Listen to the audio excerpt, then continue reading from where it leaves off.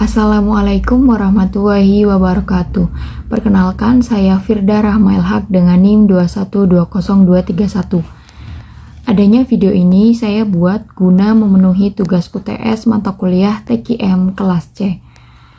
Yaitu yang pertama ada mengapa TKM itu penting dipelajari. Nah, TKM itu merupakan pendekatan yang seharusnya dilakukan organisasi masa kini untuk memperbaiki kualitas produknya, menekan biaya produksi dan meningkatkan produktivitasnya. Implementasi TKM juga berdampak positif terhadap biaya produksi dan terhadap pendapatan. Nah, penerapan TKM itu dianggap penting karena TKM itu mengedepankan pendekatan mengenai kualitas, maka perusahaan akan terus melakukan perbaikan terhadap kualitas suatu produk.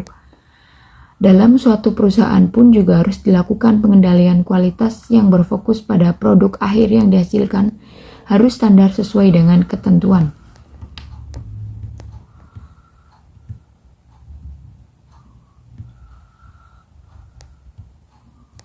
Manfaat utama penerapan TKM pada sektor publik yaitu perbaikan pelayanan, pengurangan biaya, dan kepuasan pelanggan. Perbaikan progresif dalam sistem manajemen dan kualitas pelayanan menghasilkan peningkatan kepuasan pelanggan. Yang kedua ada sejarah TKM. William Deming yaitu sang pencipta program manajemen TKM. TKM ini berfokus pada pentingnya proses bisnis yang baik, terutama satu pola yang mengurangi hambatan dari batasan internal dan mengerti kebutuhan detail pelanggan, sehingga kebutuhan mereka dapat sepenuhnya tercapai. Keperluan ini mencapai tahap di mana TKM ini menjadi pemikiran terbaik sebagai filosofi manajemen umum daripada pendekatan tertentu untuk kualitas. Evolusi gerakan Total Quality Management atau yang sering biasa disebut TQM itu dimulai dari masa studi waktu dan gerak oleh Bapak Manajemen Ilmiah yaitu Frederick Taylor pada tahun 1920 dengan mengangkat aspek yang paling fundamental dari manajemen ilmiah yaitu adanya pemisahan antara perencanaan dan pelaksanaan. TKM merupakan faktor yang penting dalam suatu perusahaan dan juga dalam teknologi informasi. Adapun konsep dasar dari Total Quality Management yaitu yang pertama ada tujuan. Perbaikan proses secara terus-menerus, artinya kualitas selalu diperbaiki dan disesuaikan dengan perubahan yang menyangkut kebutuhan dan keinginan para pelanggan. Yang kedua yaitu prinsip difokuskan pada pelanggan, perbaikan proses dan keterlibatan. Selanjutnya yaitu elemen kepemimpinan, pendidikan dan pelatihan, struktur pendukung, komunikasi, ganjaran dan pengakuan serta pengukuran. 5 ahli TKM di Indonesia, yang pertama ada Nasution, yang kedua ada Ciptono, yang ketiga Simasora, yang keempat ada Hansen dan Mowan, yang kelima ada Ibrahim. Menurut Nasution, Total Quality Management atau TQM ini perpaduan semua fungsi manajemen, semua bagian dari suatu perusahaan, dan semua orang ke dalam falsafah holistik yang dibangun berdasarkan konsep kualitas, teamwork, produktivitas, dan kepuasan pelanggan. Selanjutnya menurut Ciptono, Total Quality Management atau TQM itu merupakan suatu pendekatan dalam menjalankan usaha yang mencoba untuk memaksimalkan daya saing organisasi melalui perbaikan terus-menerus atas produk, jasa, manusia, proses, dan lingkungannya. Sedangkan menurut Simamora, TQM itu atau manajemen mutu terpadu ialah lingkungan organisasional di mana semua fungsi itu bekerja sama untuk membangun mutu ke dalam produk atau jasa perusahaan. Selanjutnya menurut Hansen dan Woman, TQM yaitu suatu perbaikan dan berkelanjutan yang mana hal ini adalah suatu yang mendasar sifatnya bagi pengembangan proses manufaktur yang sempurna. Yang terakhir ada menurut Ibrahim ya. Menurut Ibrahim itu TQM ialah suatu manajemen yang membuat perencanaan dan mengambil keputusan, mengorganisir, memimpin, mengarahkan, mengolah, memanfaatkan seluruh modal peralatan dan material, teknologi, sistem informasi, energi, dan sumber daya manusia untuk membuat produk atau jasa berkualitas yang memenuhi kebutuhan dan kepuasan pasar konsumen terus-menerus untuk kelangsungan hidup perusahaan secara efisien, efektif, dan bertanggung jawab dengan partisipasi seluruh sumber daya manusia. Materi TQM yang saya kuasai mengenai pelibatan dan pemberdayaan pegawai. Pengertian dan konsep perlibatan dan pemberdayaan karyawan. Karyawan selain merupakan aset dominan dalam organisasi, juga sebagai pemasok internal yang sangat berperan dalam menghasilkan suatu barang atau jasa yang berkualitas. Perlibatan karyawan adalah suatu proses untuk mengikut sertakan para karyawan pada semua tingkatan organisasi dalam pembuatan keputusan dan pemecahan masalah. Pemberdayaan dapat diartikan sebagai perlibatan karyawan yang benar-benar berarti atau signifikan. Tanpa adanya pemberdayaan, perlibatan karyawan hanyalah merupakan alat manajemen yang tidak ada gunanya. Faktor penghambat pelibatan dan pemberdayaan karyawan atau PPK. Yang pertama ada penolakan manajemen terhadap penerapan PPK. Yang kedua ada penolakan dari karyawan. Implementasi pelibatan pemberdayaan karyawan. Pimpinan yang berhasil bukanlah yang mencari kekuasaan untuk dirinya sendiri, akan tetapi yang mampu mendistribusikan kekuasaan kepada orang banyak untuk mencapai tujuan bersama melalui kejelasan wewenang, tanggung jawab, serta diimbangi sikap disiplin. Pelibatan dan pemberdayaan karyawan akan berarti hanya apabila hal tersebut merupakan suatu usaha sistematik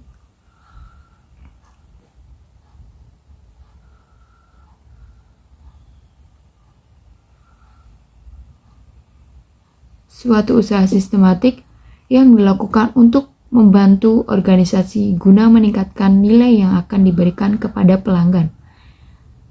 Implementasi PPK terdiri dari 4 tahapan menurut Coach sebagai berikut. Yang pertama ada menciptakan lingkungan yang mendukung. Selanjutnya, menentukan target dan mengatasi penghambat. Kemudian ada menerapkan dan menggunakan sarana pendukung. Dan yang keempat, menilai, menyesuaikan, dan memperbaikinya. Dalam penerapan implementasi terdapat beberapa metode, di antaranya yang pertama ada brainstorming, yang kedua ada nominal group technique, yang ketiga ada gugus kualitas, yang keempat ada kotak saran, yang kelima ada management by walking around. Kesalahan umum yang harus dihindari pada saat mengimplementasikan PPK yaitu yang pertama, memulai kegiatan tanpa adanya strategi sistematis. Yang kedua, memulai kegiatan PPK tanpa adanya kepemimpinan yang aktif dari manajemen. Selanjutnya, menghitung kegiatan seperti jumlah pertemuan tim untuk peningkatan kualitas. Kemudian, rencana dan harapan yang tidak realistis dan mengharapkan pelibatan akan ada akhirnya.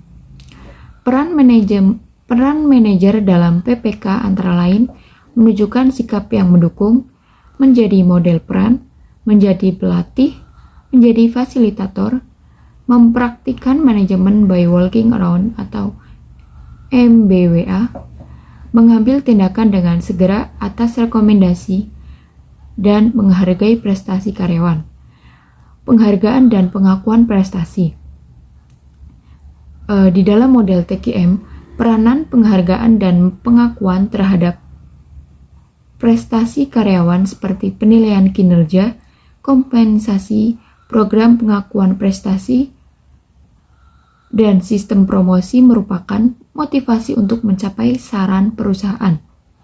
Penghargaan dan pengakuan prestasi tidak akan menghasilkan total quality.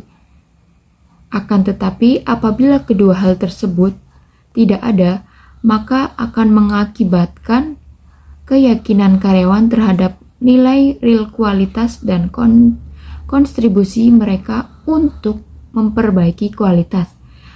Perusahaan yang akan menerapkan TQM harus dilakukan pendekatan penghargaan pengakuan apabila ingin sukses dalam menerapkan sistem tersebut. Selanjutnya yaitu fokus pada pelanggan atau focus on customers. Materi yang pertama itu konsep pelanggan. Konsep pelanggan itu dalam pandangan tradisional, pelanggan suatu perusahaan adalah orang yang membeli dan menggunakan produk. Selanjutnya, materi fokus pada pelanggan atau focus on customers. Yang pertama ada konsep pelanggan. Dalam pandangan tradisional, pelanggan suatu perusahaan adalah orang yang membeli dan menggunakan produknya. Pelanggan tersebut merupakan orang yang berinteraksi dengan perusahaan setelah proses menghasilkan produk, sedangkan pihak-pihak yang berinteraksi dengan perusahaan sebelum tahap proses menghasilkan produk dipandang sebagai pemasok. Sedangkan dalam TQM, pelanggan dan pemasok ada di dalam dan di luar organisasi. Pelanggan eksternal adalah orang yang membeli dan menggunakan produk perusahaan. Pemasok eksternal adalah orang di luar organisasi yang menjual bahan mentah atau bahan baku, informasi atau jasa kepada organisasi. Sedangkan di dalam organisasi juga ada pelanggan internal dan pemasok internal. Konsep ketergantungan seperti ini penting dalam hubungan pemasok dan pelanggan. Kepuasan pelanggan. Pada hakikatnya, tujuan bisnis adalah untuk menciptakan dan mempertahankan para pelanggan dalam pendekatan TQM. Kualitas ditentukan oleh pelanggan. Oleh karena itu, hanya dengan memahami proses dan pelanggan, maka organisasi dapat menyadari dan menghargai makna kualitas.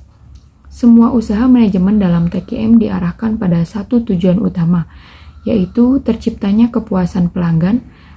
Adanya kepuasan pelanggan dapat memberikan beberapa manfaat, di antaranya yang pertama ada hubungan antara perusahaan dan para pelanggannya menjadi harmonis. Selanjutnya memberikan dasar yang baik bagi pembelian ulang. Dan ada mendorong terciptanya loyalitas pelanggan. Kebutuhan pelanggan.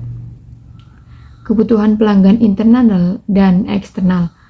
Pelanggan internal adalah pelanggan yang tidak mengonsumsi barang atau jasa yang dibeli secara langsung, melainkan menjualnya kembali.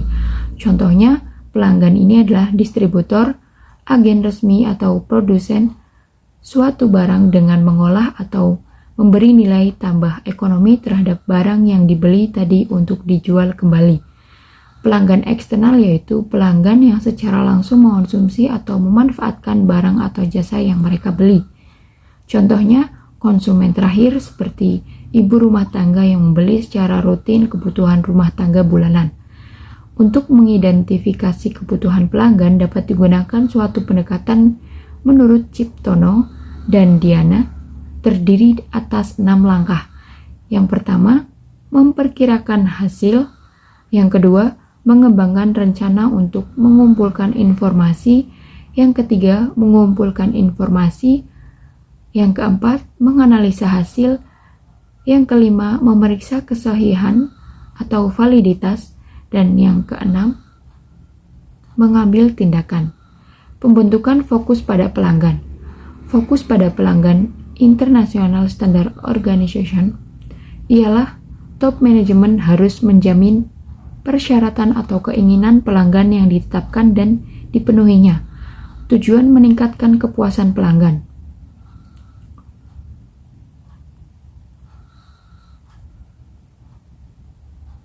Whiteley dalam Gotts dan Davis mengemukakan Karakteristik organisasi yang sukses dalam membentuk fokus pada pelanggan yaitu yang pertama, visi, komitmen, dan suasana. Yang kedua, penjajaran dengan pelanggan. Yang ketiga, kemauan untuk mengidentifikasi dan mengatasi permasalahan pelanggan. Yang keempat, memanfaatkan informasi dari pelanggan. Yang kelima, mendekati para pelanggan. Yang keenam, kemampuan, kesanggupan, dan pemberdayaan pegawai. Yang ketujuh, penyempurnaan produk dan proses secara terus-menerus. Konsep dan manfaat Quality Foundation Development. Pengertian DFD. Tugas menerjemahkan permintaan-permintaan pelanggan sasaran menjadi prototipe yang berfungsi dibantu beberapa metode yang dikenal sebagai penyebaran. Fungsi DFD. Metode DFD jauh lebih maju dari analisis preferensi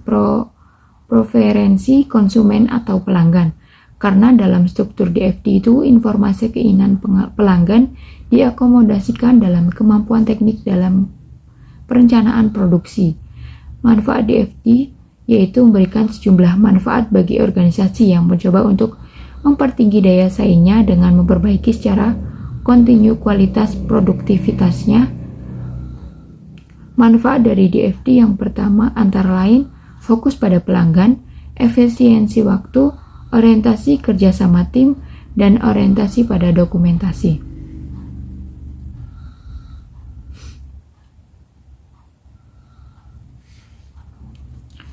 Sekian dari saya, apabila ada kesalahan mohon dimaafkan. Billahi taufik wal hidayah. Wassalamualaikum warahmatullahi wabarakatuh.